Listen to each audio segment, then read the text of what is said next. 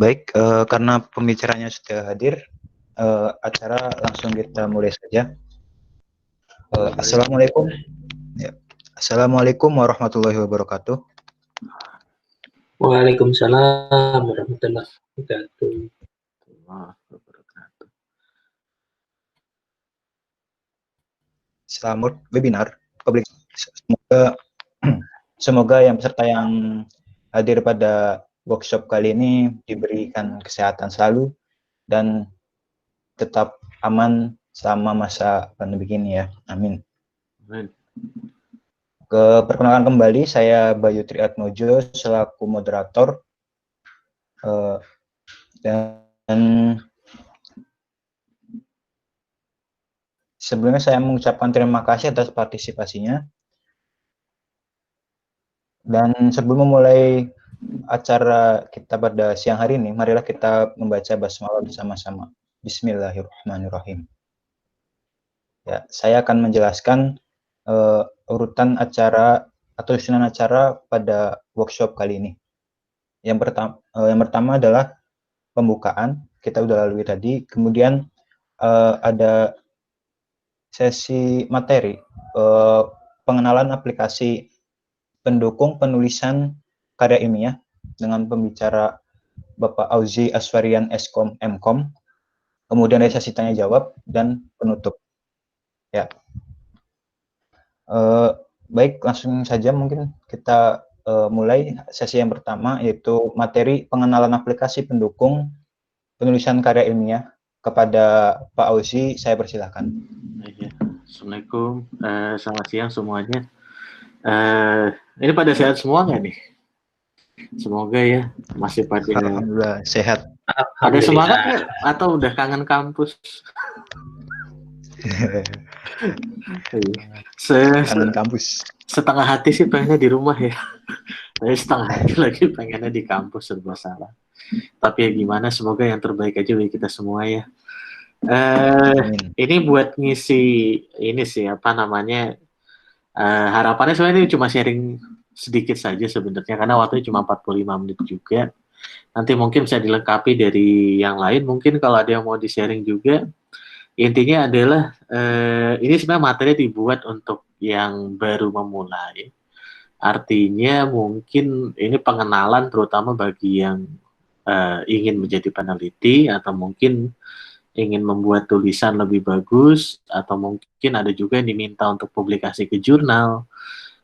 Mungkin ini hanya sekedar melengkapi yang dari sebelumnya, yang sesi pekan lalu oleh Pak Irman dan kawan-kawan tentang latex dan juga tentang publikasi ilmiah.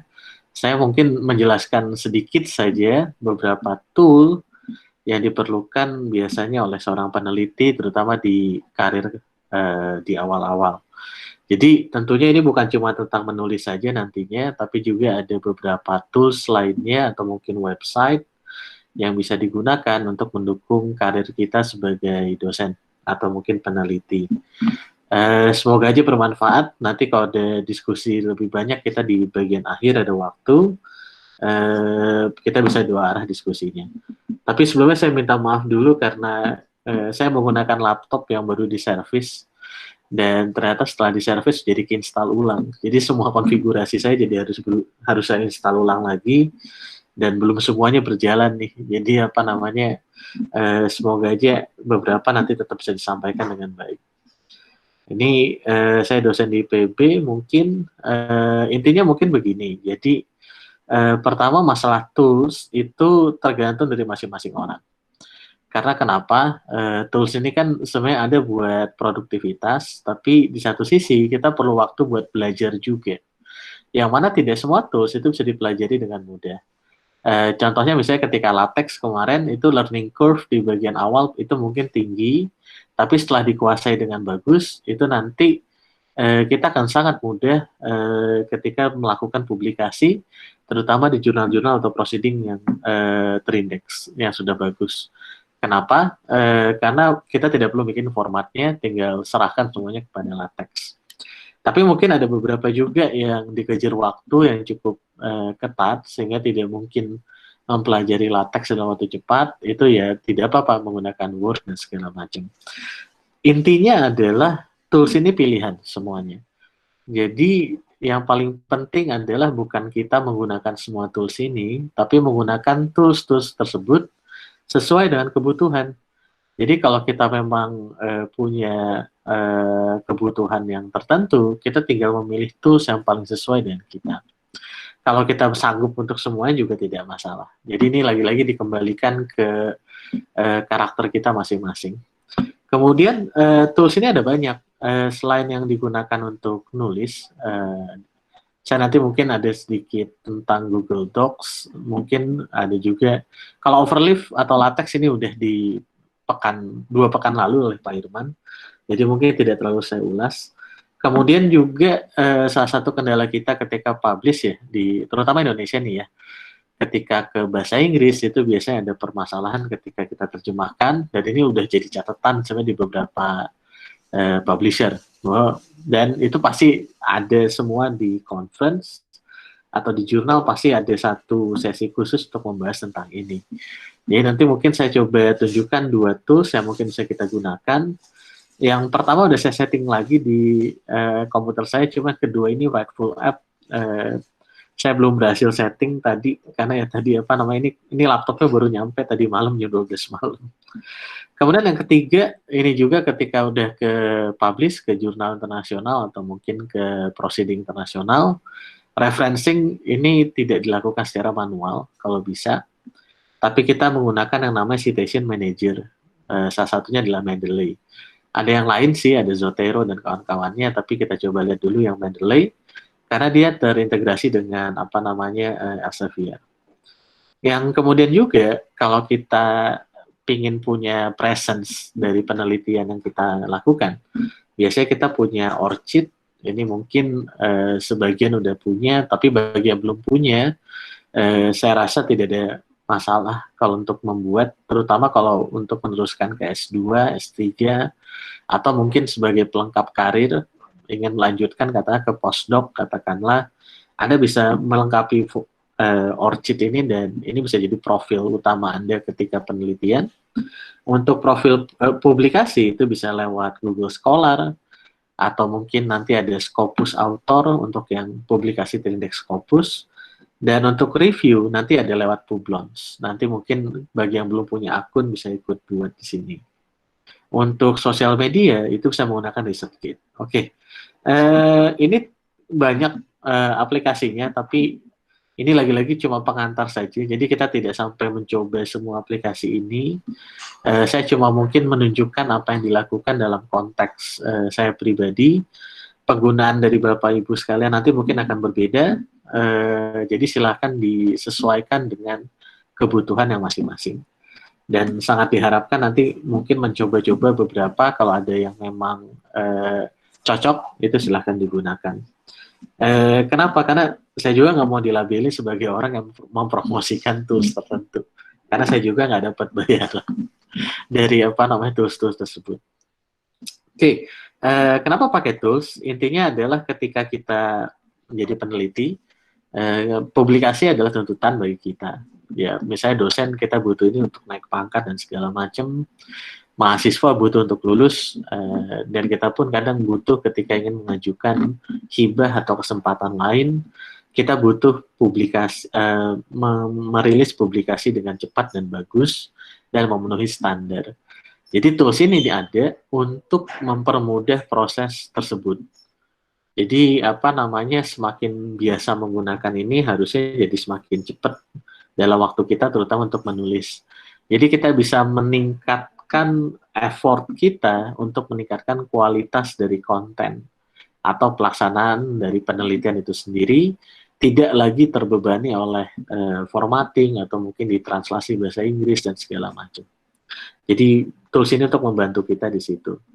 Kemudian yang saya alami pribadi adalah kalau tools ini beberapa kita gunakan sendirian, itu pasti malah kerasanya berat.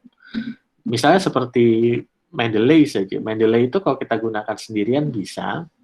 Jadi kita punya publikasi, kita punya ketika menulis artikel, kita simpan semua referensinya, kemudian kita masukkan ke ke Word kita atau mungkin ke LaTeX kita.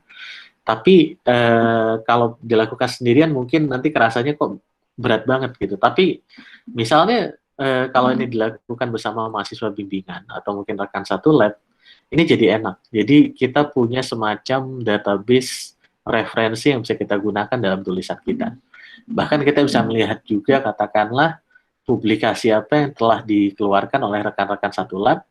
Jadi kalau ada yang terkait, kita bisa citasi mereka atau jadikan sebagai related works untuk menambah state of the art dari penelitian yang kita lakukan. Jadi kira-kira begitu. Jadi kalau ini semua dipelajari hanya untuk outputnya satu paper, ini mungkin jadi terlalu panjang di effort untuk belajar. Tapi anggap aja ini akan berguna kalau Anda akan merilis lebih dari satu paper. Yang terakhir, beberapa akun tadi digunakan terutama untuk membangun brand kita sebagai scientist, karena mungkin nanti ini dibutuhkan lagi-lagi untuk hibah, atau mungkin nanti dikontak sebagai keynote speakers, atau mungkin diundang sebagai reviewer pada jurnal atau proceeding. Anda butuh satu background yang bagus untuk itu, ada portofolionya, nanti bisa dilihat lewat beberapa situs yang nanti disampaikan. Jadi kira-kira begitu. Ini beberapa tools yang mungkin saya gunakan. Minus Overleaf itu jarang, karena saya lebih suka Markdown, tapi Overleaf masih paling yang bagus untuk LaTeX. Saya biasa pakai Google Docs, terutama untuk masalah konten penelitiannya. Kemudian ada Grammarly untuk yang bahasa Inggris, ada Writeful Apps. Ini istilahnya adalah untuk membuat pemilihan kata kita jadi lebih bagus. Jadi mungkin kita sering nulis the result is very good. Nah, very good ini ada padanannya. Itu bisa menggunakan academic English, ada cheat sheet-nya, atau mungkin bisa menggunakan Writeful Apps. Dia bisa membandingkan 2 atau lebih pilihan kata dan memperlihatkan mana yang lebih cocok mungkin pada konteks kalimat yang sedang kita kerjakan. Mendeley ini wajib bagi saya, terutama ketika nulis paper. Karena kita akui terutama beberapa jurnal wajibin menggunakan Mendeley, beberapa jurnal lainnya itu juga meminta kita menggunakan citasi berupa nomor. Citasi berupa nomor itu jauh lebih ribet daripada kita menggunakan nama tahun seperti di IPB. Karena kalau nama tahun kita mensinkronkan antara perujukan di tubuh tulisan dengan di bagian akhir dari daftar pustaka, itu gampang. Kita tinggal urutannya nggak ngaruh. Tapi kalau untuk sistem nomor, beberapa sebagian besar misalnya IEEE, itu dia membutuhkan citasi yang pertama kali dilakukan, itu nomor 1, 2, 3 harus urut. Ini kalau kita manual masih bisa, tapi yang jadi masalah adalah ketika misalnya kita lagi bekerja, kemudian ada review, ada tambahan literatur yang perlu kita tambahkan karena ada tambahan pembahasan sesuai hasil review, kita harus selipkan referensi baru, itu jadi susah untuk ditelusuri. Jadi kalau kita menggunakan Mendeley, yang lebih mudah adalah perubahan-perubahan itu jadi lebih termanage. Jadi kita tidak perlu memikirkan sinkronisasi literatur tadi. Kemudian yang kedua juga adalah kita tidak perlu ribet menuliskan daftar pustaka secara manual, karena sebagian besar informasinya itu ada di Mendeley. Terutama kalau kita punya publikasi yang DOI-nya, Digital Object Identifier-nya, itu sudah valid. Jadi mereka tinggal tarik informasinya dari situs DOI, walaupun butuh waktu. Jadi itu sih untuk mempermudah citasinya. Formatting citasi juga jadi mudah. Misalnya di IPB kita menggunakan sistem apa yang dimodifikasi, itu sudah ada stylenya dibuat oleh Pak Auriza, nanti diperlihatkan kalau mau coba, itu bisa dimasukkan ke Mendeley, nanti ya udah daftar pustaka kita nggak perlu repot lagi, kita tinggal add saja ke Mendeley, pastikan informasinya benar, nanti formatting semua diserahkan ke Mendeley. Jadi kira-kira seperti itu. ORCID ini sebagai profil kita di penelitian. Google Scholar, Publons, ResearchGate itu juga sama. Jadi mungkin kira-kira itu nanti kita akan lihat. Google Docs terutama ini akan powerful kalau kita sedang melakukan satu dokumen, kita share ke beberapa orang. Misalnya dalam kasus ini saya waktu itu nulis dengan mahasiswa tahun 2019. Kita bagi tugas, ada yang nulis di bagian pendahuluan, ada yang nulis di bagian hasil pembahasan. Kemudian ada beberapa grafik yang saya minta untuk dimasukkan segala macam. Ini yang enak kalau kita menggunakan text editor yang bisa kolaboratif. Jadi semuanya bisa menulis dengan cepat pada saat itu juga. Dan version control juga jadi lebih bagus. Yang menariknya adalah di Google Docs ini kita bisa tambahkan apps atau plugin. Jadi misalnya tadi ketika saya pakai yang kedua, Grammarly, saya bisa nyalakan Grammarly-nya di dalam Google Docs yang saya punya gitu jadinya. Jadi misalnya kalau saya buat aplikasi dokumen baru, katakanlah, kemudian sambil jalan, maaf, ini kenapa keluar yang akun ini?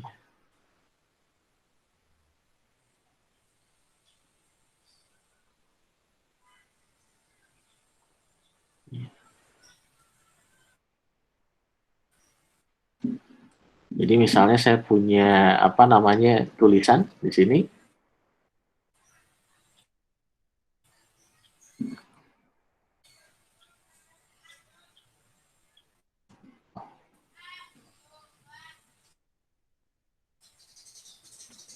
Oke.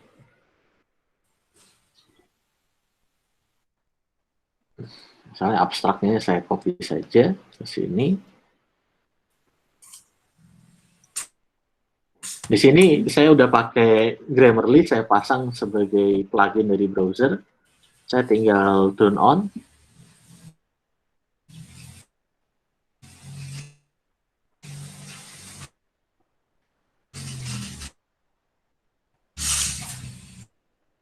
Ini settingannya preset semua.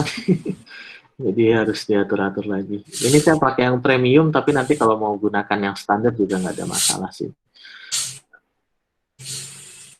Yang jadi masalah ketika menggunakan Grammarly ini adalah saya masih merasa kadang-kadang apa yang disampaikan oleh Grammarly-nya kadang-kadang masih kurang akurat. Jadi tetap hati-hati menggunakan Grammarly-nya, tapi paling tidak yang saya sangat terbantu itu adalah untuk memastikan partikel-partikel itu benar. Jadi misalnya kalau saya nulisnya apart, A-nya itu biasanya saya suka hilang gitu ya. Ini kalau kita submit ke jurnal yang internasional gitu misalnya, kadang-kadang itu dikomen juga sama editor. Ini kok harusnya pakai harusnya menggunakan kata yang partikelnya ada, tapi malah tidak ada segala macam, itu malah di reject dulu nanti jadinya. Jadi salah satunya sih di saya buat itu ya. Untuk memastikan bahasa Inggrisnya kita dari segi sintaksis itu benar, tapi memang tidak sampai memperbaiki 100%. Jadi cuma membantu saja, hati-hati. Ini kenapa jadi nggak jalan di sini?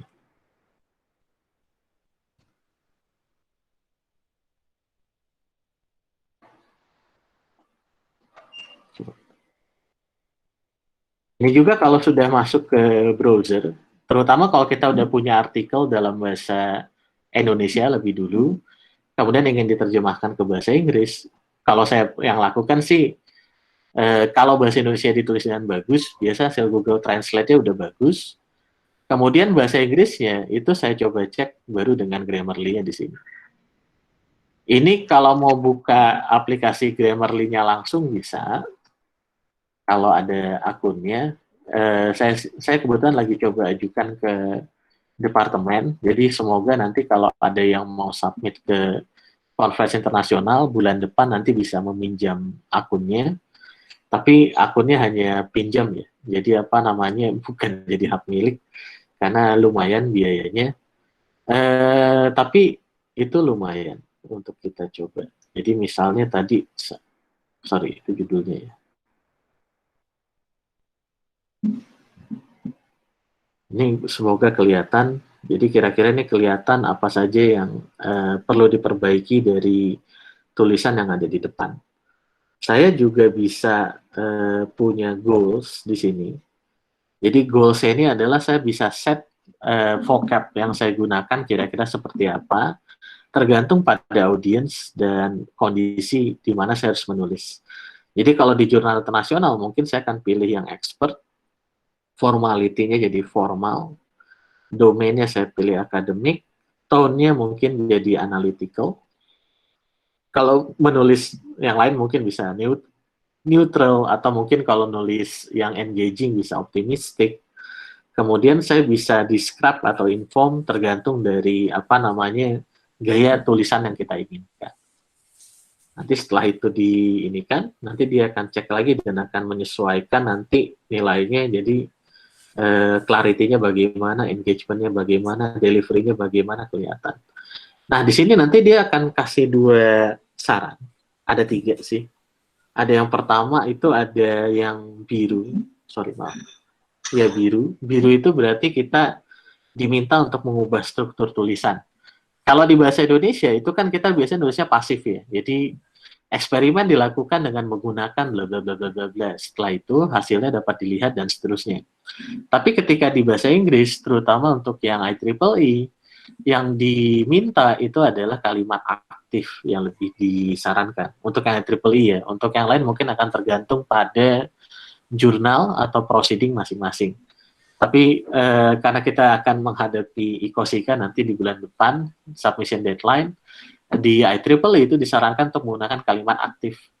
Jadi beberapa kali saya submit ke conference, saya masukkan dengan kalimat pasif, itu selalu diminta untuk diubah menjadi aktif dan ternyata lumayan effortnya kalau nggak dari awal. Jadi di sini dia udah langsung ngasih tahu bahwa ini seharusnya aktif. Tapi yang jadi masalah adalah untuk yang kalimat aktif ini perbaikannya harus manual. Jadi apa namanya, ini perlu kita tetap kita edit secara mandiri. Oke, kemudian untuk apa namanya kata-kata yang umum, dia juga akan coba ganti ke beberapa jenis padanan yang lebih kompleks. Jadi di sini ada large, bisa fast atau broad. Ini kita bisa kasih misalnya fast gitu, misalnya ini lagi-lagi pasif, nanti harus diubah berarti kalimatnya handled properly, ini bisa diganti jadi adequately handled. Jadi lumayan, terutama kalau bagi kita ya mungkin, terutama saya juga yang vocabulary data, kata-kata dasarnya masih terbatas. Yang untuk kata akademik. Jadi lumayan bisa, membantu di daerah situ. Prinsipnya adalah ini bisa ini fragmen berarti kalimatnya nggak lengkap. Prinsipnya adalah kita bisa gunakan ini sampai errornya selesai, atau kalau ada error yang misalnya ini bener kok, Grammarly-nya kayaknya salah deh, salah tangkap deh, harusnya kan kita tetap pakai istilah itu bisa kita dismiss aja di sini. Jadi sampai semuanya nanti kira-kira clear, nanti kira-kira paling tidak itu sudah presentable untuk ditaruh di di artikel yang akan kita publikasikan, terutama bahasa Inggris. Ini yang paling helpful sejujurnya bagi saya adalah di bagian partikel. Jadi kalau saya pasti ketinggalan R, is, a, an, kemudian ada we, belakangnya pakai s atau nggak pakai s, saya biasanya suka salah. Jadi paling nggak kesalahan-kesalahan konyol seperti itu bisa diminimalisir. Karena ya tadi kadang-kadang komentar reviewer nyesek juga gitu. Yang di komen malah bukan substansi, tapi dia baru komen ke masalah pembahasan, kita udah ditolak duluan gitu. Jadi, nah ini tadi saya coba di aplikasi Grammarly, webnya Grammarly-nya langsung, tapi dia bisa terintegrasi sama browser. Jadi kalau tadi kita tulis di Google Docs, dia pun juga akan merespon. Tapi ya kadang-kadang harus diklik dulu ini ya. Saya lupa ada setting yang dilakukan, karena ini masih beta sih untuk yang di Google Docs. Dan dia juga ada plugin untuk disambungkan ke Word, dan itu bisa diakses juga. Jadi kita bisa pakai ini di Word, sambil kita ngetik, itu langsung diberikan feedback seperti tadi. Cuma yang tadi, karena kadang saya bekerja dengan bahasa Indonesia dulu, kadang saya translate dulu sebisa saya di Google Translate, saya rapihkan, sambil melihat ke Grammarly. Jadi mungkin contohnya seperti itu. Mungkin bagi yang lain punya cara kerja masing-masing, nanti bisa di-share di pertemuan ini. Oke, yang kedua adalah Writeful Apps yang tadi saya coba instalasi tapi masih gagal. Intinya biasanya saya gunakan kalau kita punya dua frase yang kita ragu sebenarnya mana yang lebih cocok atau lebih populer digunakan untuk kita. Jadi contohnya di sini ada enough, ada adequate, kita bisa cari yang mana yang lebih sering digunakan, dan kita bisa melihat contoh penggunaannya seperti apa di tulisan-tulisan yang lain. Jadi ini bisa digunakan kalau kita ingin membuat tulisan kita jadi lebih kaya, jadi lebih bervariasi tata bahasanya. Walaupun tadi sebagian sudah dihandle oleh Grammarly sih. Jadi kalau kalau yang Grammarly dirasa belum cukup, kita bisa tambahkan dengan Writeful Apps. Biasanya seperti itu. Berikutnya tentang Mendeley. Ini Mendeley itu kalau kita coba lihat aplikasi aplikasi desktopnya itu bentuknya hanya seperti ini saja gitu. Jadi kita punya di bagian kiri. Shortcut saya belum jalan lagi. Jadi di bagian kiri ini kita punya folder. Ada folder-folder library yang kita bisa mengorganisir referensinya itu digunakan untuk penelitian yang mana. Kalau saya waktu itu saya buat buat skripsi yang tahun 2020. Saya coba sync dulu. Ada juga yang beberapa penelitian di lab saya masukkan ke sini yang sudah saya gunakan dalam publikasi dan seterusnya.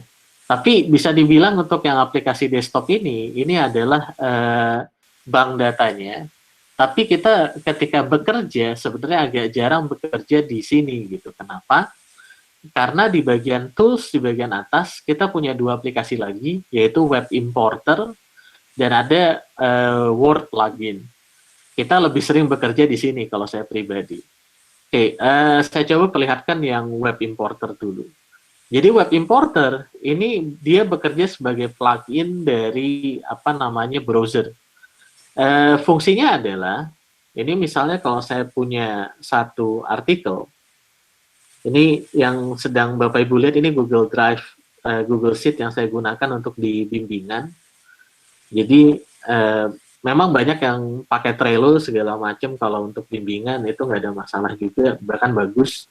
Tapi kadang-kadang saya butuh versi yang lebih raw seperti ini supaya lebih gampang diolah lagi. Jadi contoh misalnya saya punya paper seperti ini, ada ada aplikasinya, ada jurnalnya, ada halamannya. Biasanya kan kalau kita masukkan ke tulisan kita, itu kan kita ketik manual saja. Sekarang kita tinggal pakai web importernya. Kemudian setelah kita sign in, kita bisa cari kira-kira mana yang sesuai. Ini kalau kita klik, kita bisa lengkapi tipenya, jurnalnya. Kemudian, ini kebetulan autornya nggak tercantum di sini, tapi kita bisa tambahkan nanti autornya manual. Ini jurnal Khazanah ini entah kenapa saya beberapa kali coba impor, dia tidak bisa mendapatkan autor gitu jadinya. Nah setelah ini ada, kita bisa pilih kita mau add-nya kemana. Misal saya akan add ke skripsi 2020, saya add. Kalau di sini saya refresh, saya sinkronisasi, ini semoga berhasil nih. Iya, di sini udah muncul lagi. Jadi yang tadi jurnal yang saya tambahkan sudah muncul di sini. Jadi ini adalah proses menambahkan karya ilmiahnya. Jadi ketika ada satu paper yang kita gunakan, mungkin ketika studi literatur atau mungkin ketika ada ketika kita menulis ada tambahan, kita tinggal buka saja di browser. Kemudian kalau memang ternyata paper itu cocok dan akan kita gunakan, kita tinggal gunakan web importer ini itu untuk menambahkan data tersebut ke dalam database Mendeley yang kita punya. Jadi itu untuk di bagian yang sini gitu jadinya. Nah ini dapat kode IEEE misalnya. Saya coba add yang ini bahkan abstraknya dapat. Saya add. Kemudian di sini saya sync, dapat. Nah kemudian kalau saya mau gunakan referensi ini, itu saya tinggal buka di Word. Di sini saya bisa gunakan di references, itu ada, ini ada plugin Mendeley. Kalau sudah digunakan, itu ada di bagian references, itu akan muncul satu tab sendiri tentang Mendeley. Jadi di sini contohnya semua referensi yang saya gunakan di paper ini, yang 18, 19, mulai dari 1 yang di bagian awal, itu semuanya menggunakan Mendeley, termasuk ketika mengenerate daftar pustakanya. Jadi ini nggak saya ketik, itu menggunakan data di Mendeley aja. Cuma sebelum saya gunakan tadi harusnya di bagian ini, seperti contoh yang pertama tadi ya, ini kan value-nya kosong nih, karena dia gagal tarik, ini biasa saya isi dulu gitu. Jadi dipastikan dulu aja ini benar, supaya nanti ketika dimasukkan ke daftar pustaka, itu sudah benar informasinya. Nah, ketika di sini mau dimasukkan, ini saya asal saja, misalnya di sini mau saya tambahkan literatur, saya tinggal insert citation, kemudian tadi saya tinggal cari agri-food, ini saya dapat Tian 2016, ini tinggal saya okekan saja. Nanti dia otomatis akan mengubah ke dalam, dia akan kasih nomor yang sesuai, 26. Artinya ini adalah literatur ke-26 yang direferensi di dalam tulisan. Jadi kalau di bawahnya ada literatur ke-27, kita tidak perlu khawatir lagi harus mengubah satu persatu ke belakang, itu sudah diurus oleh Mendeley-nya. Bahkan kalau kita pengen ganti, misalnya menggunakan yang apa misalnya,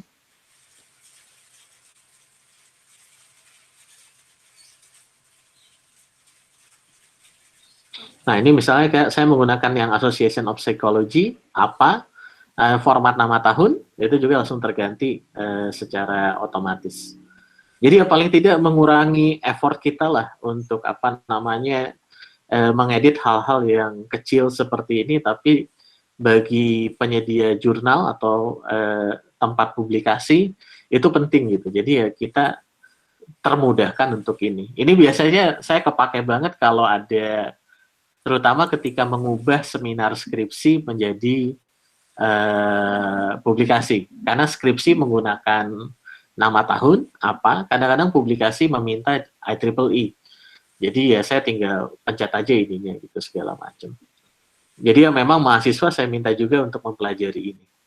Nah, kalau kita masuk ke web Mendeley-nya, jadi kalau tadi kita punya web importer di browser, kemudian kita punya plugin Mendeley di Word, kita punya juga situs Mendeley-nya. Di sini kalau kita masuk, rasanya tadi udah masuk.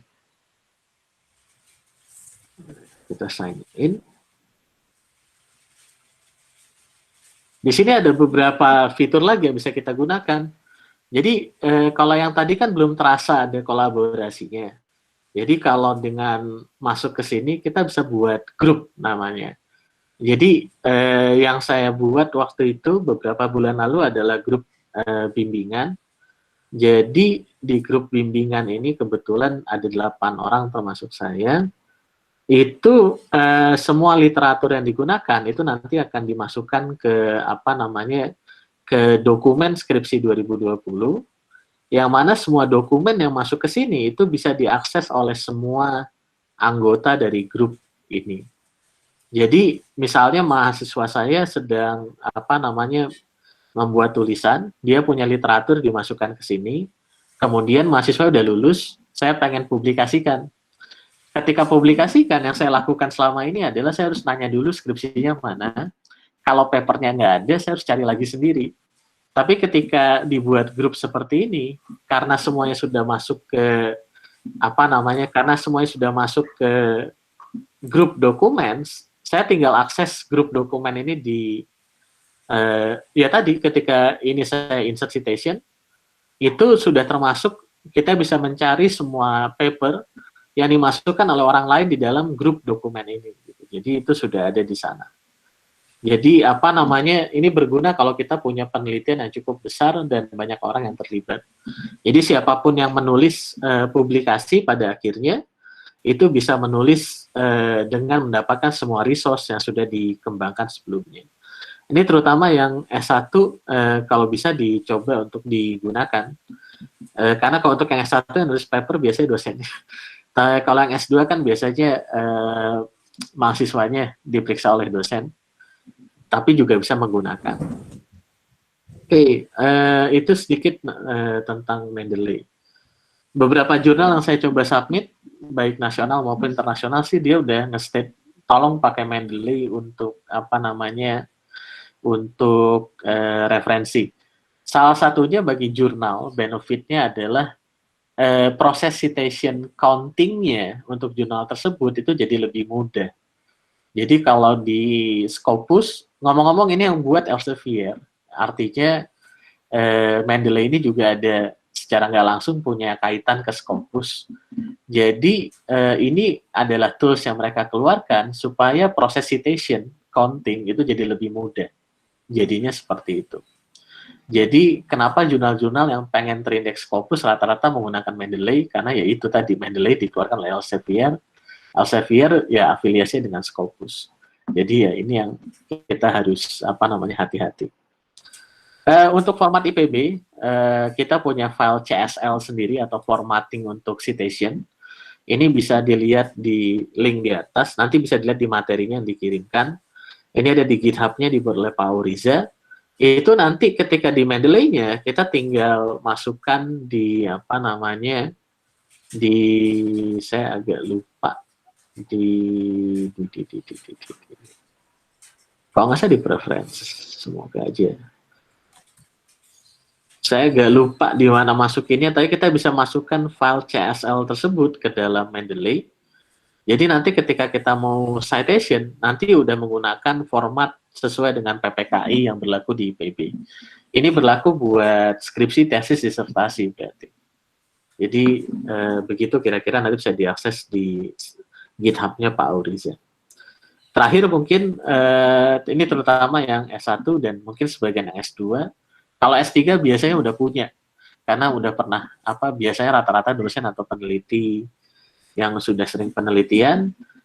Yang perlu dibuat paling awal adalah profil Google Scholar, paling tidak harus ada gitu jadinya. Ini tinggal dicari saja di internet bagaimana kita bisa membuat profil Google Scholar. Dan kalau bisa menggunakan email institusi. Jadi kita sudah membawa institusi kita di situ. Kalau untuk yang S1 baru lulus, ya email IPB saja misalnya, atau email pribadi juga nggak apa-apa, tapi bisa dibilang sebagai student di Computer Science Department gitu misalnya, dan seterusnya. Di sini ya tadi kita kalau nyari artikel rata-rata kita yang paling gampang menggunakan Google Scholar. Kemudian di sini kita dapat perhitungan H-index kita, ada indeks I10 kita, ada co-author kita, dan list dari dari publikasi yang sudah pernah kita lakukan. Ini bagi yang dosen, ini juga akan digunakan di Sinta. Jadi ketika kita punya profil Sinta, kita akan ditanya 2 profil. Yang pertama adalah Scopus, yang satu lagi adalah Google Scholar. Yang Scopus mungkin nggak semua punya, tapi untuk yang Google Scholar ini bisa dibuat kapan saja. Jadi silahkan. Kemudian ini yang berikutnya adalah ORCID. ORCID ini mungkin akan terpakainya ketika udah di Scopus atau mungkin di hibah penelitian yang lintas negara, mungkin yang dari Amerika atau Eropa. Ini gratis, jadi silahkan nanti dibuat saja ORCID-nya. Ini bisa dimasukkan di application kita ketika ada hibah atau misalnya ada kalau bagi saya pribadi ya, melamar PhD segala macam itu bisa menggunakan ORCID ini. Jadi tinggal terkoneksi dengan situs-situs yang lainnya. Isiannya sebenarnya tidak terlalu banyak sih, ada employment, education, ada membership, ada pekerjaan atau ini publikasi segala macam. Ini nanti bisa disinkronkan dengan profil kita yang ada di Scopus. Terkait profil Scopus, ini biasanya dibuat setelah kita sudah punya artikel di Scopus. Jadi kita tidak buat profil ini secara mandiri, tapi begitu kita punya publikasi yang masuk ke Scopus, itu secara otomatis kita akan mendapatkan author ID ketika pertama kali. Dan ketika kita publikasikan untuk kedua kali di Scopus dan ketiga kalinya, itu dia akan nyari nama kita dan akan mengkonekkan kita ke author ID yang sama.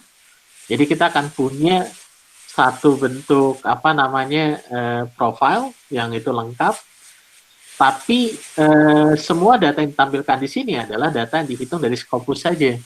Jadi 3 dokumen ini maksudnya 3 dokumen Scopus, citation 18 ini oleh 18 dokumen ini adalah citation yang dilakukan dari Scopus juga gitu jadinya. Jadi semua yang ada di sini hanya dihitung dari yang internal Scopus.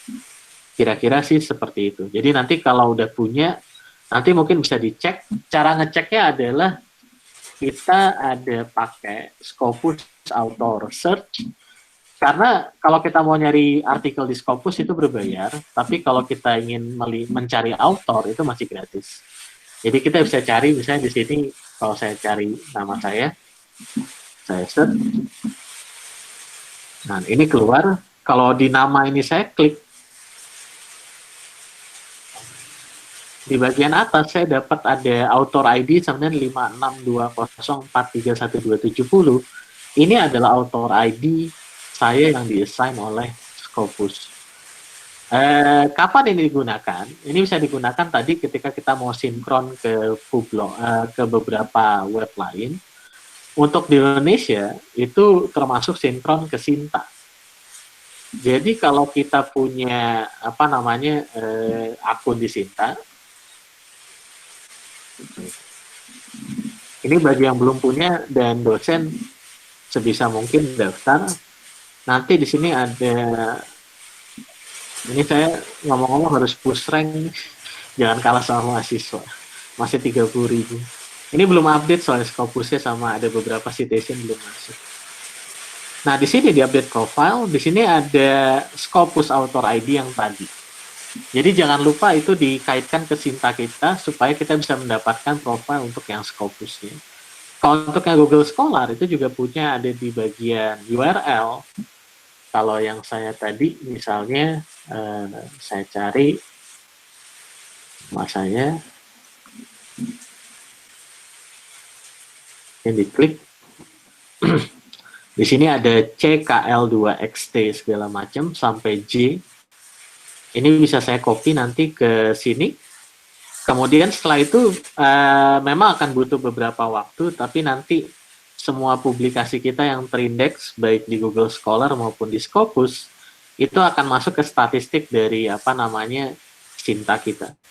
Jadi sampai sekarang sih Sinta mungkin untuk kenaikan pangkat dosen atau mungkin pengajuan hibah masih belum terlalu digunakan. Tapi nanti kalau ke depannya digunakan, ini paling tidak kita punya memastikan kita sudah lengkap yang sudah pernah kita publikasi yang sudah pernah kita lakukan itu ada di profil Sinta kita semuanya. Karena ya tadi kita nggak tahu nanti ke depannya kita akan gunakan ini untuk apa saja. Oke, terakhir mungkin bagi yang ingin mendapatkan jadi kalau kita punya publikasi, pengen banyak yang baca, pengen banyak yang merujuk, terutama ini untuk publikasi yang sifatnya tidak open access. Jadi untuk publikasi yang sifatnya tertutup, jadi kita cuma bisa lihat abstraknya, orang kalau mau lihat tulisannya itu harus harus daftar terlebih dahulu. Biasanya kita bisa mengupload versi preprint dari jurnal tersebut ke dalam sosial media khusus peneliti, misalnya di ResearchGate atau academia.edu. Dari pengalaman sih katanya ada yang bilang dengan ini meningkatkan keterbacaan. Jadi di dalam ResearchGate atau academia.edu itu ada fitur di mana dia merekomendasikan kepada kita artikel-artikel yang sesuai dengan minat kita. Jadi kalau kita upload artikel kita ke situ, artikel itu akan kasih tahu ke orang-orang yang berminat terhadap artikel tersebut. Dan ini bisa meningkatkan citation.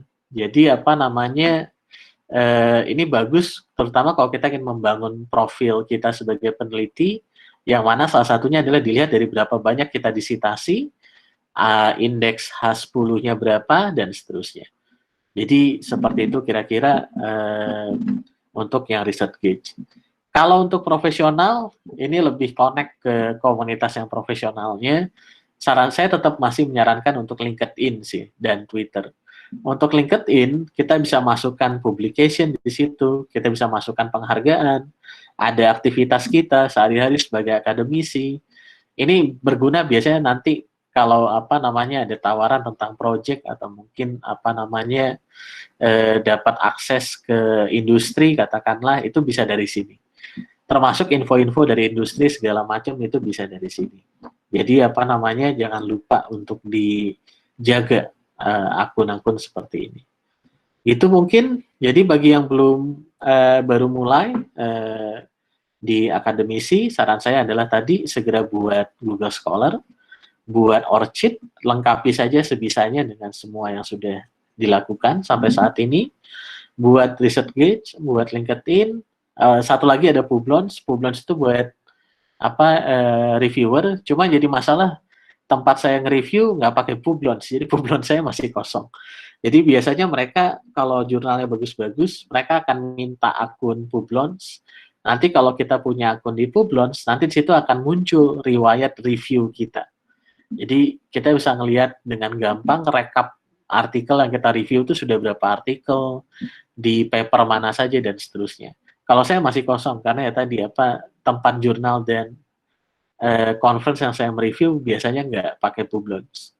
Kemudian kalau untuk yang Indonesia, Sinta bisa dibuat terutama untuk dosen dan coba dikoneksikan ke Scopus dan Google Scholar Profile. Untuk yang tadi tools, saran saya sih coba aja pakai Grammarly dulu yang trial. Kalau memang cocok, mungkin bisa coba cari yang ininya. Nanti untuk yang keperluan conference, kita sedang ajukan ke IPB yang Ilkom, tapi mekanisme penggunaannya nanti yang belum kita bahas. Kemudian yang bisa dilakukan sekarang adalah Mendeley, bisa dicoba, terutama bagi yang sedang mengerjakan skripsi atau tesis, bisa mencoba menggunakan Mendeley ketika menyusun dokumen tesis dan skripsi tersebut. Itu nanti hasilnya akan rapih, tidak ada lagi nanti di daftar pustaka ada entry-nya, tapi di dalam tulisan itu nggak dirujuk, itu udah nggak ada lagi. Begitu juga dengan sebaliknya. Dan tools lain sesuai dengan kebutuhan. Jadi mungkin itu saja, nanti sisanya bisa ketika diskusi. Terima kasih. Alhamdulillah tepat waktu 14.50. Saya kembalikan ke Bayu ya. Makasih ya. Ya, baik Pak. Terima kasih atas materinya. Mungkin selanjutnya adalah sesi tanya jawab ya. Baik, saya buka sesi tanya jawab dari yang mau bertanya langsung terlebih dahulu. Saya persilahkan yang ingin bertanya langsung pada Pak Uzi terkait workshop kita pada hari ini. Atau yang mau menambahkan juga boleh sih. Oh iya, diskusi ya Pak. Iya, karena ya tadi sifatnya diskusi saja sih. Karena ya apa namanya mungkin preferensi orang beda-beda. Baik, mungkin selain bertanya atau menambahkan kepada teman-teman semua, saya persilahkan. Boleh bertanya, Mas? Monggo. Oh, silakan Mbak. Nah, saya atas nama Ruhul Amin, Iya, Pak. mahasiswa S3 Ilmu Komputer, Pak. Iya, Pak. Di PPA. Terima kasih Pak Auzi atas materinya yang diberikan. Ada beberapa yang sangat menambah buat saya, termasuk pengetahuan baru itu adalah penggunaan Google Doc ya, Pak. Sebelumnya yang saya lihat menggunakan LaTeX atau Overleaf, ternyata ada saingannya sekarang bisa menggunakan Google Doc. Itu tergantung preferensi sih, Pak. Betul, Pak. Pertanyaan saya itu, saya mengalami masalah, Pak, ketika menggunakan Mendeley. Awal-awal itu ketika artikel masih sedikit, tidak ada masalah. Waktu pas artikelnya sudah banyak, itu muncul masalah pada saat menggunakan web importer. Pada saat sign in nggak ada masalah, pada saat synchronize itu baru muncul. Jadi muncul ada tulisan network access disable. Saya pernah cari-cari itu Pak, permasalahannya. Kalau nggak salah itu ada artikel yang katanya itu harus dilengkapi dulu value-nya, atribut dari value-nya. Tapi kan sudah banyak itu, mungkin ada cara trik khusus yang harus saya kerjakan agar tidak terjadi masalah seperti itu. Itu pertama. Yang kedua paling tambahan aja Pak, untuk yang Sinta itu sekarang menjadi syarat buat dosen untuk ikut hibah Pak, ternyata diwajibkan itu Pak. Udah wajib sekarang ya? Itu terakhir Pak aturannya Pak. Iya. Kalau tidak punya Sinta itu kita tidak bisa mengajukan hibah. Nah, Iya, itu Pak, mulai dari hibah yang paling pemula sampai yang paling tinggi kalau nggak ada Sinta itu kalau jadi dosen. Itu saja Pak, terima kasih Pak. Iya, makasih. Saya juga rasanya pernah ketemu masalah serupa untuk yang network access disable ini, cuma saya lupa solusinya kenapa ya. Solusinya gimana gitu. Waktu itu kalau saya install ulang lagi. Mendelaynya Pak? Iya, kalau nggak salah ya. Karena saya juga waktu itu nggak ketemu alasannya kenapa. Akhirnya saya install ulang, akhirnya jalan lagi gitu masalahnya. Dan kebetulan sebenarnya koleksi di Mendeley saya belum banyak sih. Baru sekitar 120-an. Karena kebetulan saya baru pakai juga setahun terakhir ini aja, begitu udah mulai rajin publikasi. Web importer sangat membantu memang Pak, nggak perlu download, jadi langsung bisa narik dari jurnal ya. Iya, cuma ya tadi kadang infonya nggak ketarik beberapa. Saya akui sih sebenarnya dari segi kalau bicara dari UX ya, user experience dari Mendeley ya, untuk citation-nya tuh enak banget sejujurnya ya. Tapi untuk konfigurasi itu nggak enak banget yang saya rasakan. Jadi kadang-kadang ada beberapa bug yang masih saya temukan, juga masih ada beberapa hal yang menurut saya harusnya lebih enak nih dibuatnya gitu segala macam. Dan salah satunya saya temui sama kayak Mas Ruhul juga temui, yang bagian network itu waktu itu saya sempat nggak bisa sinkronisasi selama 1 minggu waktu itu. Kan panik juga, deadline-nya kan udah di depan mata. Akhirnya ya udah coba install ulang, ternyata bisa, ya udah. Saya pernah cari di Google itu Pak, memang ada atribut yang harus dilengkapi, cuma nggak ketahuan artikel mana yang harus dilengkapi gitu. Iya, karena sudah banyak. Udah banyak gitu jadinya. Ini juga kadang ada fitur kalau nggak salah di sini buat, saya lupa, update details atau apa yang sejenisnya. Tapi kadang-kadang nggak jalan juga gitu. Jadi ini kebetulan jalan nih tadi yang ini kan tadi penulisnya masih kosong. Saya update detail jalan. Karena ya tadi DOI-nya tuh tadi udah masuk. Harusnya sih kalau DOI-nya udah masuk, kita coba update, dia harusnya masih bisa dapat sih. Kecuali ya tadi kalau bug-nya tuh terjadi lagi. Kadang bug-nya bukan di Mendeley-nya sih, bisa juga di pengelola jurnalnya. Kayak tadi begitu Pak. Kayak jurnal ini kan tadi ketika saya pakai web importer, itu kan infonya nggak dapet. Mungkin karena ada struktur metadatanya mungkin agak beda, atau mungkin karena nggak menggunakan yang standar gitu misalnya. Ya, biasanya itu kalau pas jurnal yang, maaf ya Pak, jurnal dalam tanda kutip, biasanya suka ketukar antara author sama judul, tapi kalau kayak jurnal internasional dari SendDirect itu biasanya sudah rapi. Jadi kita paling ngecek aja istilahnya. Iya. Kita aja masalah. Tapi yang paling penting sih dari pengalaman ya, supaya nggak salah, itu yang penting DOI itu harus benar. DOI ya. Karena DOI itu kalau ini itu kan ada database sendiri, metadatanya, dia akan tarik dari situ ke sini. Jadi kemungkinan sih yang paling gampang sih kalau dicoba aja, dipilih semua, coba update details, nanti dilihat aja nanti ada yang masih kosong nggak di atribut yang mana. Cuma ya tadi sih waktu itu saya solusinya sebenarnya bukan solusi juga sih, dari install ulang aja. Tapi saya nggak ketemu akar root cause-nya itu apa gitu waktu itu. Padahal waktu itu udah deadline submission ke jurnal. Jadi ya pengalaman aja lah waktu itu. Iya Pak. Nyebelin juga. Ini juga tadi saya menemukan nyebelinnya lagi. Ketika saya login di 2 OS, satu di Linux, satu di Macintosh. Karena selama Macintosh ini saya nggak jalan, kan saya kerjanya di Linux, di komputer saya di rumah. Itu akunnya bermasalah. Jadi saya login di Linux dengan password yang bekerja di Macintosh nggak bisa. Akhirnya saya ganti password, begitu pindah lagi ke sini harus ganti lagi passwordnya, jadi aneh juga. Jadi masih ada beberapa hal yang memang tidak sempurna sih dari Mendeley.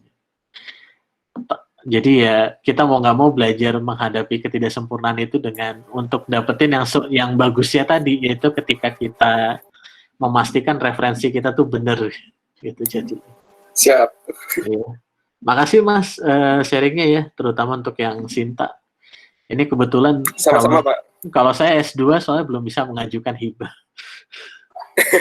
Tapi kalau sebagai anggota sih di Simlitabmas ya itu memang ada menu sinkron dari Sinta sih. Biasanya dosen, Pak, ngajakin mahasiswa sebagai anggota. Iya. Jadi paling nggak lumayan kepake. Ya, betul. Saya sih Amin sebenarnya Indek juga dilihat. Iya. Amin Indek juga dilihat. Saya sih sebenarnya lagi gara-gara ada Sinta nih jadi tertarik buat push rank. Ini kan masih 889 di PB. Kalau bisa sih pengen naik. Lumayan lah bisa ngelihat kita posisinya di peneliti lain seperti apa. Ini gara-gara saya males publikasi sih waktu 2015 sampai 2017.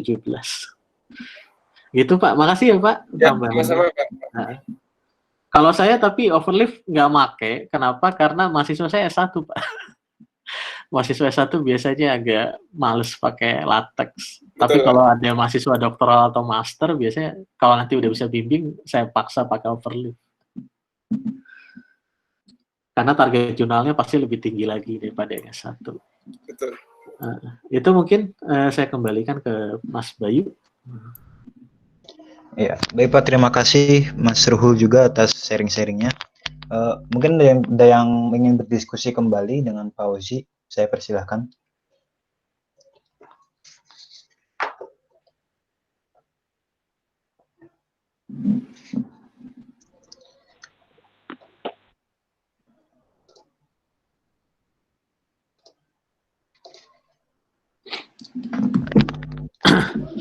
Atau lagi pada install Mendeley. Assalamualaikum Pak. Waalaikumsalam. Silakan. Ya Pak Ozi. Saya Mitra Unik Pak dari mahasiswa Ilkom S3 Pak. Iya Pak. Nah, pertanyaan saya ini mungkin agak melenceng sedikit Pak. Nggak apa-apa Pak. Yaitu terkait item topik tema publikasi kita yang ada di Scholar gitu Pak. Iya. Jadi begini, saat pertama kali menjadi profesi sebagai dosen, maka sudah ada tuntutan untuk kita mempublikasi gitu. Kemudian terkadang publikasi itu kita arahkan kepada mahasiswa kita, yang kemudian bisa jadi topik publikasi juga tidak terlalu beririsan dengan kualifikasi kita sebagai pendidik. Itu artinya kata misalnya kalau saya ke informatika, saya ke fokusnya kepada jaringan, kemudian nanti ada mahasiswa mengambil topik multimedia, tapi kebetulan saya pembimbing duanya gitu, kemudian nanti mempublish, nama saya diikutkan di anggota penulis, kemudian terindekslah ke Google Scholar saya, seperti itu kan Pak ya. Nah, jadi pertanyaan saya nanti kan kemudian di Google Scholar itu terjadi berbagai macam topik kualifikasi gitu. Jadi sehingga yang saya mengatakan, oh saya ini orang web gitu, tapi ternyata saya membuat penelitian gitu di multimedia. Nah, kira-kira tuh apakah ke depan nanti itu tuh menjadi kita tuh dianggap kehilangan fokus gitu Pak? Atau bagusnya apakah itu dibuang saja dari indexing Google Scholar, jadi kita hanya ngambil yang sesuai kualifikasi aja lah gitu, walaupun jadi jumlahnya berkurang, tapi orang kalau melihat kita bisa kayak fokus pada bidang kita seperti itu. Nah, kira-kira bagaimana nih Pak saran dan masukannya nih Pak? Dengan ini karena saya lihat kasus seperti ini semua kawan-kawan terjadi, apalagi kawan-kawan udah mulai masuk ke S3, kemudian sudah ngambil betul-betul spesifikasinya. Kalau dilihat Google Scholar-nya kayaknya meramu kayak jamu gitu Pak. Semuanya ada gitu. Dari multimedia ada, ilkomnya ada, rasa webnya ada, rasa jaringannya ada, seperti itu. Kurang lebih seperti itu Pak. Terima kasih Pak. Ini saya nggak bisa memberikan jawaban pasti ya, karena pada akhirnya sih akan kembali ke kepentingannya. itu akan digunakan untuk apa gitu. Jadi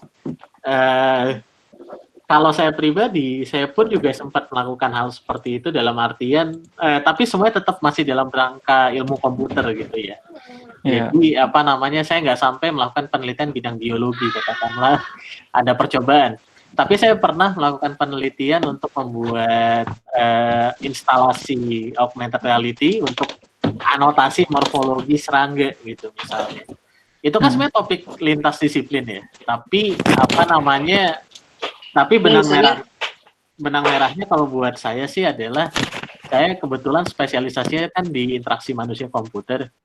Jadi penelitian-penelitiannya walaupun kelihatannya kemana-mana, ada yang satu nanti ke sawit, ada yang satu ke traceability ternak segala macam. Tapi fokusnya saya di bidang interaksi manusia komputernya gitu. Dan itu salah satu enaknya IMK karena dia bisa berada dimanapun, karena saya fokusnya ke user dan sistem. Jadi tinggal ganti usernya apa, sistemnya apa. Jadi dari segi domain itu mungkin akan kemana-mana, tapi dari segi keilmuan tetap di HCI. Jadi bisa dipandang seperti itu. Apakah harus fokus atau bisa generalis? Ini sebenarnya kan pilihan karir saja. Jadi apa namanya, ada memang, tapi biasanya kalau ingin menghasilkan sesuatu yang sangat baru, kita perlu waktu cukup lama. Jadi kalau kita ingin menghasilkan satu karya yang punya kontribusi besar ke ilmu pengetahuan, pengalaman kita di bidang itu kan juga harus tinggi. Jadi kalau saya sih melihatnya seperti itu. Jadi kalau kita fokus ke satu bidang tertentu selama beberapa lama, pada akhirnya kita akan bisa melihat, memahami bidang kita dengan lebih baik, dan pada akhirnya penelitian kita, pertanyaan risetnya akan jauh lebih bagus. Dan ketika pertanyaan risetnya jauh lebih bagus dan menarik, publikasi kita itu jadi lebih powerful impact-nya. Jadi kalau saya sih melihat keselarasan bidang itu seperti itu. Jadi apa namanya, kalau kita fokus di salah satu bidang, kita akan bisa menggali info yang lebih banyak lagi gitu, dibandingkan dengan kita sekarang saya coba IMK, interaksi manusia komputer, terus minggu depannya saya coba bulan depannya saya coba lagi computer vision, terus dan itu nggak dihubungkan dengan IMK-nya gitu. Kemudian saya coba lagi untuk bikin sentimen analisis, tapi nggak dikaitkan ke core utama IMK saya. Itu mungkin tidak akan sebanyak yang pertama tadi benefitnya. Tapi di sisi lain, dengan kita melakukan cross bidang tadi, itu pun bisa ada peluang untuk mendapatkan kebaruan dari ini. Karena kan sekarang kita diminta untuk kolaborasi, ada cross-disiplin atau multidisiplin penelitiannya. Bahkan di MIT ada istilah anti-disiplin. Artinya mereka udah siap untuk melakukan penelitian, walaupun saya ilmu komputer, ketika penelitiannya harus berhadapan dengan biologi, saya harus belajar biologi gitu jadinya. Jadi dia tidak lebih ekstrim lagi daripada itu. Jadi kalau saya sih lebih melihat ke arah situ saja, Pak. Jadi, dan ini tergantung pilihan kita sebenarnya. Tapi kalaupun kita pindah-pindah tadi di penelitian, terutama penelitian-penelitian utama kita, sebisa mungkin tetap dikaitkan ke core-nya kita. Core-nya kita tuh apa gitu misalnya. Kalau saya di IMK, jadi ketika saya ada penelitian tentang membuat KMS, Knowledge Management System dengan Pak Irman, saya ambil peran saya di IMK-nya. Kayak gitu jadinya. Jadi saya coba melihat karakteristik penggunanya dari segi pengguna KMS tadi. Ketika ada yang mengajak penelitian di tentang game, pembuatan game, saya fokus di pengukuran user experience-nya yang masih berurusan dengan interaksi manusia komputer. Jadi itu sih Pak, kalau sharingnya dari saya sih. Nanti mungkin dari yang lain ada yang bisa menambahkan, karena bagi saya pribadi ini pilihan masing-masing Pak. Kalau untuk konsekuensi sih yang saya tahu ya, mungkin ketika di penilaian karir mungkin itu akan dilihat konsekuensi keterkaitan dengan bidang ilmu kita seperti apa. Tapi ya tadi selama bisa dijelaskan ke core keilmuan kita tadi, harusnya sih tidak ada masalah. Itu mungkin Pak. Oke, baik Pak. Terima kasih Pak atas penjelasannya Pak. Iya, karena kan kita nyari ilmu sebanyak-banyaknya Pak. Tapi ya tadi, kita harus punya penciri dari yang semua gado-gado tadi, kita kuatnya di mana. Ya terkadang karena ini kita si pembimbing yang kemudian dosen pembimbing terbatas, jadi mau tidak mau kita masuk ke bukan ranah kita, walaupun kita sebagai pembimbing kedua yang notabene kadang lebih berat pada penulisan seperti itu kan Pak ya. Iya. Jadi pas publish ya nama kita emang terikut juga. Positifnya di Sinta terindeksnya jadi banyak artikel yang terpublish gitu kan. Iya. Tapi tadi kayak Bapak bilang tadi kualifikasi penciriannya itu jadi kurang gitu. Iya. Makanya sih kalau saya pernah juga jadi pembimbing kedua kan, ya sering juga. Tapi ya tadi dicoba saya bilang saja ya komunikasi dan pembimbing pertama sih. Kalau saya sih pribadi sama Pak Irman ya. Jadi ketika sama Pak Irman saya coba bilang, Pak saya coba fokus ke sininya ya. Muatannya ada di sini. Jadi kayak yang real aja, yang buat aplikasi untuk yang nelayan di Pulau Seribu itu, Pak Irman dari segi aplikasinya saya bilang saya dari sisi usernya Pak. Jadi biar mahasiswa saya bimbing dari sisi user requirement gatheringnya. Nanti begitu masuk ke yang lebih tinggi di pemodelan itu nanti di Pak Irman nanti bobotnya seperti itu. Tapi ya untungnya kalau saya pribadi belum banyak yang terlalu beda banget sih ya. Paling saya bikin orang lain jadi beda. Jadi contohnya ketika ada satu mahasiswa saya bikin game, perancangan game untuk perikanan, pembimbing duanya itu orang perikanan yang nggak pernah bikin game. Tapi beliau kan saya libatkan ekspertisnya adalah di pemodelannya, di kondisi tentang ikannya. Jadi masih nyambung, cuma ya tadi orang kalau ngeliat Google Scholar dia kok ada game juga gitu. Tapi begitu lihat tulisannya baru paham mungkin bahwa oh ini memang perancangan game.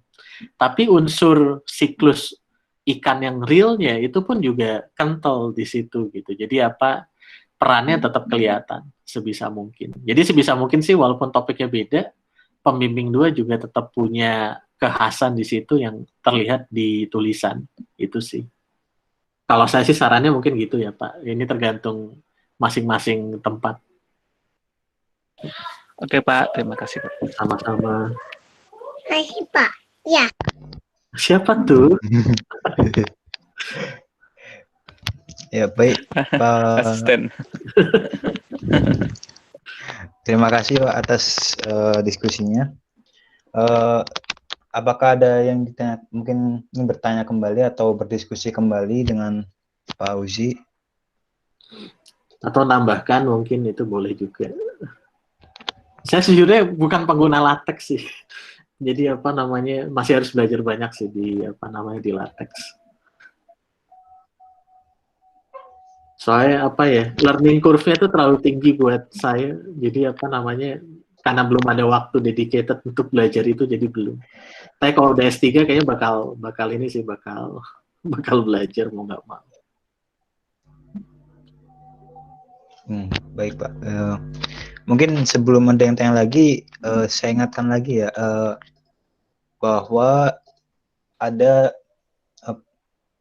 Ikosika. Baik bagi yang teman-teman yang ingin submit papernya, datanya sebentar lagi, mungkin segera lakukan pendaftaran karena ya ini adalah the first international conference ya computer science dalam bidang agriculture, dan bagi mahasiswa Ilkom sangat diuntungkan karena biaya pendaftarannya dibiayai oleh departemen alias gratis. Jadi ini mohon bantuannya. Saya lagi-lagi tadi pembimbing keduanya Pak Irman, dari bimbingannya Pak Irman, ini sebenarnya saya co-chair-nya Pak Irman di konferensi itu gitu. Jadi salah satu motivasi kami, sebenarnya kami tuh di awal-awal agak ragu ya ketika buat konferensi internasional, tapi karena yakin pasti persiapannya pasti akan sulit. Tapi kami percaya manfaatnya untuk semuanya itu akan besar, terutama buat Civitas Ilmu Komputer sendiri, karena kesempatan bagi kita untuk memanfaatkan satu media publikasi yang didukung lewat workshop-workshop yang seperti yang sekarang kita lakukan, dan juga ada dukungan dari segi pembiayaan. Karena kita organizer-nya nih, jadi kita bisa pakai harga basic buat kita bayarin dari departemen. Jadi saya sih sangat appreciate kalau ada student, dosen yang bersedia untuk submit. Tapi saya pesan jangan sampai kualitasnya diturunin. Jadi mohon tetap dibuat dengan sebaik mungkin. Karena ini baru conference yang pertama. Sedangkan conference itu manfaat lebih besarnya lagi itu akan terasa di conference ketiga, keempat, kelima dan seterusnya. Conference 1 dan 2 ini untuk kita bangun reputasi conference. Jadi saya sih mengajak Bapak Ibu sekalian, kalau ada ide tulisan, tugas, segala macam, kita masih nunggu submission-nya sampai 7 Juni. Untuk ronde 2, kita belum bisa kasih tahu, karena ronde 2 akan tergantung dari ronde yang pertama nanti tanggal 1 Juni. Yang jelas kami sangat menunggu paper dari Bapak Ibu sekalian. Nanti mungkin untuk yang submit dari Ilkom IPB, nanti kita akan coba berikan akses ke Grammarly, kemudian juga nanti kita coba adakan workshop lagi ketika papernya sudah diterima, untuk meningkatkan lebih tinggi lagi tentang kualitas tulisan. Itu mungkin pesan sponsor dari saya. Saya juga harus nyiapin tulisan soal. Ya baik Pak. Mungkin tadi Bu Mutia bertanya, Scopus Author ID di refresh-nya bisa ditunjukkan mungkin Pak? Di refresh-nya yang di mana ya Bu? Di Google, di Sinta atau di ininya ya, di yang author ID-nya Bu? Karena kalau yang di Sinta, kunci untuk merefresh-nya itu ada di pengelola Sinta, dan itu biasanya Itu kayaknya... cara mencari Scopus ID-nya. Scopus ID-nya. Oh, mencarinya. Kalau mau... misalnya Auzi, author Scopus ID-nya berapa? Kalau saya misalnya author Scopus ID-nya berapa? Okay. Cari di sini aja Bu, di Google ada Scopus Author Search. Nanti bisa diklik yang entry pertama ini, yang search for author profile. Ini saya coba cari yang Bu Mutia ya. Last name-nya Rahmania. Rahmania. Benar kan ya? Iya. Ya. Ya. Nah, ini kan ada Rahmaniah M. Sepertinya ini sih. Kita coba klik. Nah, di sini ada ini. Nah, berarti yang Bu Muti ya, ID-nya segini yang ada di atas. Saya coba kirim di chat ya, Bu. Oke.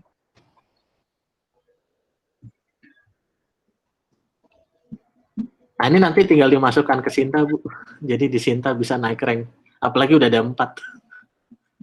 Lumayan. Oke, ini tadi untuk sampai ke sini adalah dengan lewat istilahnya ada di Scopus itu ada author search. Google. Jadi yang paling gampang sebenarnya bisa lewat Google-nya atau mungkin bisa masuk lewat scopus.com-nya. Itu nanti ada author profile search di bagian kanan, author search ini. Tapi kalau saya sih mendingan langsung ketik aja Scopus author search, itu nanti udah langsung ke sini. Oke. Kalau yang Bu Tita sih tadi saya lihat nggak ada masalah sih. Ya, kadang masalahnya kejadi begini, karena ini kan ada Rahmania tapi yang di atas Orchidea. Saya pernah nama saya kebagi 2, jadi ada Ausias varian, ada Ausias varian. Itu karena yang satu yang masukin IEEE, yang satu yang masukin itu ACM.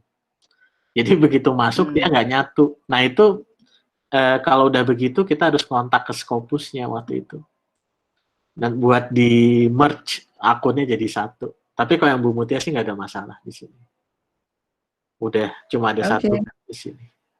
Nah untuk refresh, terima kasih. Ya saya nambahin lagi Bu Mutia dikit ya. Untuk penambahan artikelnya, kalau untuk yang di Scopus Author ini, itu harusnya instan. Jadi begitu kita udah publish, terus di artikelnya sudah di-submit ke Scopus, begitu dia masuk ke database Scopus, itu langsung naik di kita. Yang butuh waktu itu di Sinta. Jadi yang Sinta ini bahkan setelah saya udah 1 bulan ke update jadi 3, di sini masih 2, dan di sini nggak ada tombol refresh-nya. Jadi refresh-nya itu hanya dari forlap kalau nggak salah. Jadi mungkin untuk yang di Sinta masih butuh waktu lebih panjang nanti. Jadi kalau Bu Mutia nanti masukin author ID-nya ke Sinta, itu nanti mungkin butuh waktu sampai sinkron di Sintanya. Jadi mungkin nggak langsung instan berubah. Itu sih sebenarnya intinya. Oke. Nuhun Bu Tita. Sami-sami nuhun. Iya. Baik, terima kasih Bu Tita. Mungkin saya ingin bertanya nih Pak, sebagai mahasiswa S1 yang mungkin masih asing dengan masalah publikasi ini, mungkin ada saran tools yang bisa saya atau kami mahasiswa S1 gunakan yang mulai masuk gitu Pak, yang bisa mulai pelajari? Oke, kita coba lihat aja dari yang contoh Ecosika ya. Ini saya masih share screen kan ya? Masih Pak. Masih ya, oke. Kalau kita mau lihat submission-nya, biasanya kalau kita pengen ngirim, itu pasti ada yang namanya template. Sebentar kok saya agak lupa ya. Oh ini dia. Jadi biasanya ada template-nya dulu. Nah template ini yang jadi dasar kita untuk melihat sebenarnya tempat kita mau ngirim artikel ini, itu butuhnya itu seperti apa gitu. Contoh misalnya kalau di IEEE Conference di situ udah ada pilihan mau pakai latex, di sini juga ada overleaf-nya yang bisa digunakan, atau mau pakai Word, cara susah. Sebenarnya sih ada plus minus lah masing-masing pendekatannya. Jadi kalau misalnya baru mulai, kalau memang sudah bisa latex, saya sangat sarankan pakai yang latex di bawah. Tapi kalau belum, ya kita buka saja ya misalnya yang Word yang A4. Begitu kita download di sini kan keluar artikelnya nih. Nah, disinilah kita menulis. Jadi, bagi yang baru mulai publikasi dari segi teknis, yang paling gampang adalah pelajari dulu saja template-nya. Jadi sama kayak misalnya nanti Bayu, nanti kalau mau PKL, nggak ada PKL ya, maaf. Maaf ya. Jadi kalau KKN ya. Jadi misalnya nanti kalau skripsi ada kolokium harus mengirimkan format tulisan, itu sama dari pengelola prodi juga akan mengirimkan format tulisan seperti ini untuk digunakan. Nah dari sini baru kita milih tools apa yang mau kita gunakan. Kalau untuk yang bahasa Inggris seperti IEEE ini, berarti kan kita butuh pengecekan bahasa Inggris. Berarti mungkin kita perlu pakai Google Translate atau mungkin dengan Grammarly lagi supaya lebih bagus. Kemudian karena ini karya ilmiah, itu kan juga butuh referensi. Referensinya apalagi yang IEEE kan pakai sistem nomor, sehingga kita perlu sinkronkan terus. Di sini mungkin kita perlu pakai Mendeley supaya ya tadi kerumitan kita menjaga nomor 1, 2, 3, 4, 5, 6 itu jadi udah di handle aja lah sama Mendeley gitu jadinya. Jadi kita bisa lebih fokus untuk menulis yang jadi tulisan utama kita gitu Bayu ya. Jadi saya sih yang paling penting itu adalah pertama lihat dulu aja template jurnalnya atau mungkin conference-nya. Dari situ coba dipelajari kira-kira butuhnya apa lagi. Gitu baik. Ya Pak. Iya, jadi yang mungkin lebih berat itu adalah menyiapkan konten sebenarnya. Dan seharusnya ketika publish kita idealnya adalah effort kita lebih banyak di konten gitu. Karena konten itu adalah substansi yang kontribusi penelitian kita di sana. Tapi konten itu kalau tidak dibungkus dengan benar, itu ditolak duluan. Karena jurnal dan publikasi tadi, itu rata-rata mereka strict terhadap format. Karena itu salah satu indikator dari kualitas mereka. Jadi tools tadi itu digunakan supaya kita tidak terlalu repot di format. Jadi format tadi sebisa mungkin diurus oleh tools tadi. Kita fokus di bagian dalam-dalamnya sehingga bahasa kita benar, hasil penelitiannya valid, metodenya dapat dibahas dengan bagus, metodenya dapat diulang, diverifikasi oleh orang lain, gitu jadinya, Bayu. Lebih Pak. Jadi gitu ininya. Maka ini tools waktunya lebih sedikit karena ya tadi apa namanya kita hanya bicara untuk di bagian formatting, di bagian mungkin ketika nulis papernya. Ya nanti Mendeley pun nanti misalnya Bayu gunakan ketika selama skripsi itu kan paling sehari mungkin nambah satu gitu kan. Nanti begitu udah mau nulis papernya itu kan semua sudah masuk ke Mendeley-nya semua. Jadi ketika nulis nggak ada lagi cari-cari lagi, tambahin ke apa namanya, tambahin ke Mendeley, kemudian di sini baru di add, nggak ada. Kita tinggal di sini aja ngetik. Oh ini kalau saya referensi yang ini nih, oke, saya pakai insert citation masuk gitu jadinya. Jadi ini adalah mencatat effort kita selama penelitian yang mungkin panjang supaya tercatat. Jadi ya mereka membantu kita sebenarnya dalam proses yang lumayan rumit ini untuk melakukan publikasi karya ilmiah. Gitu Bayu, kira-kira ya. Oke Pak, terima kasih Pak. Iya, nanti merasakan kok. Iya Pak. Iya. Ya. Baik, apakah ada yang ditanyakan lagi? Tapi karena mungkin waktunya sudah selesai, saya ingatkan untuk mengisi feedback acara kita pada sore hari ini, yaitu publication tools workshop, agar kedepannya bisa jadi bahan evaluasi dari kami. Ya, mungkin sampai di sini saja. Saya nambahin dikit, Bay. Boleh? Iya Pak, silakan Pak.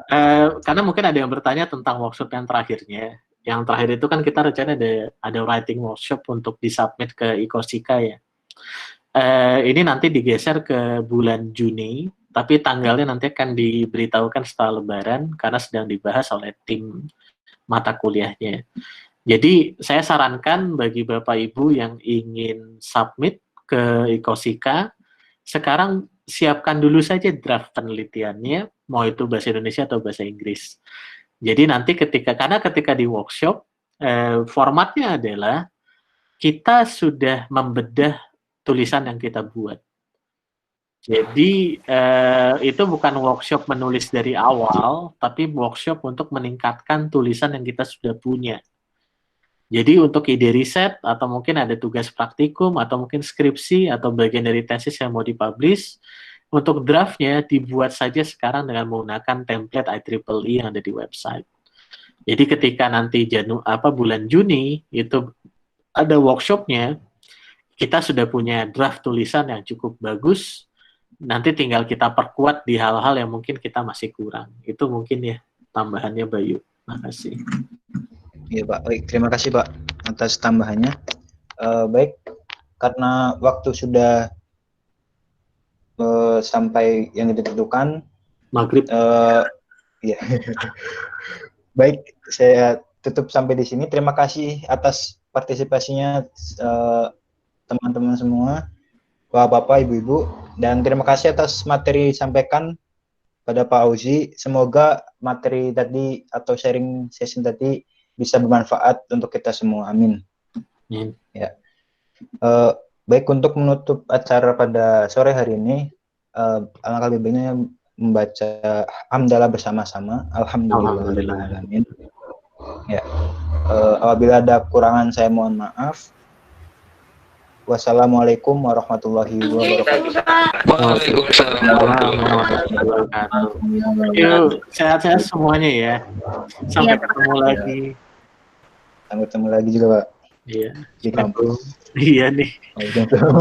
Udah kangen kampus. Iya Pak. Kangen ramen ya. Yuk, thank you. Kangen koplong. Iya Pak. Yuk, thank you.